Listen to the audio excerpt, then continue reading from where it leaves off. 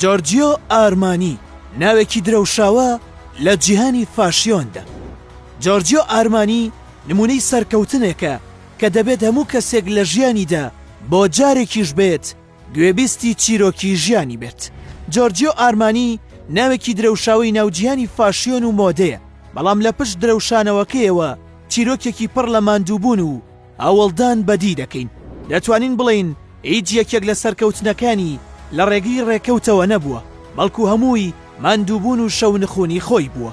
جۆرجیۆ ئارمانی دیزاینەرێکی ئیتاڵیە، لە ساڵی 1934 لەدایک بووە.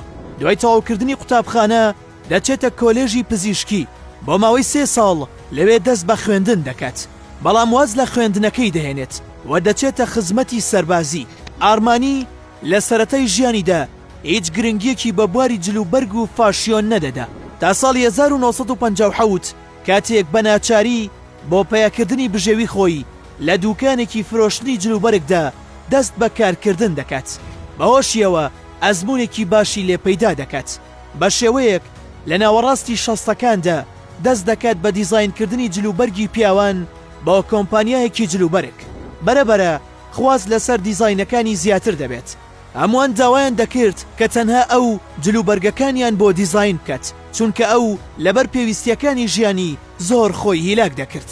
لە کۆتایی شەستەکاندا هاوڕێیەکی نزیکی یارمەتی دەدات لە کردنەوەی دووکانێکی تایبەت بەخۆی.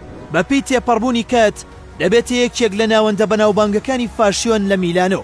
بەهۆی ئەوەی ئارمانی خاوەنی لێهاتوویەکی زۆر بوو لە کارەکەیدا، هەمیشە جێپەنجەی بە دیزاینەکانیەوە دیار بوو. ئەمەش بووە هۆی ئەوەی کە توانی بەشداری بکات لە نمایشی جلوبەرگ لە لاسا پینکە لە کۆشکی پیتی لە فلۆرێنسا.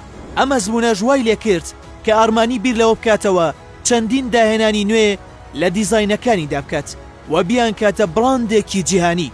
لە ساڵی 1975 ئارمانی توانی بڕاندێکی تایبەت لەژێر ناوی جۆرجیۆ ئارمانی دا بمەزرێنێت. بەرەبەرە دیزاینەکانی بەرەو جیهانی بوون دەچوون. لە ساڵی 1979 دەستی کرد بە هەناردەکردنی بەرهەم و دیزاینەکانی بۆ ویلایەتە یەکگرتووەکانی ئەمریکا و ناوبانگی باشیشی لەوێ بەدەستهێنا. لە دوایەوەی دەبێتە دیزاینەری ئەکتەری بەناوبانگ ڕیچارد گێری.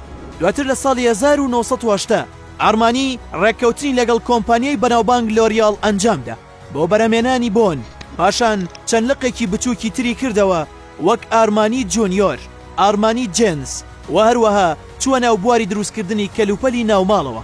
بەو شێوەیە ئارمانی بۆ یەکێک لە بەناوبانگترین دیزاینەرەکان و بڕاندەکەشی ناوی لە لیستی باشترین و پڕفرۆشترین بڕاندە جیهانیەکاندا هاتووە.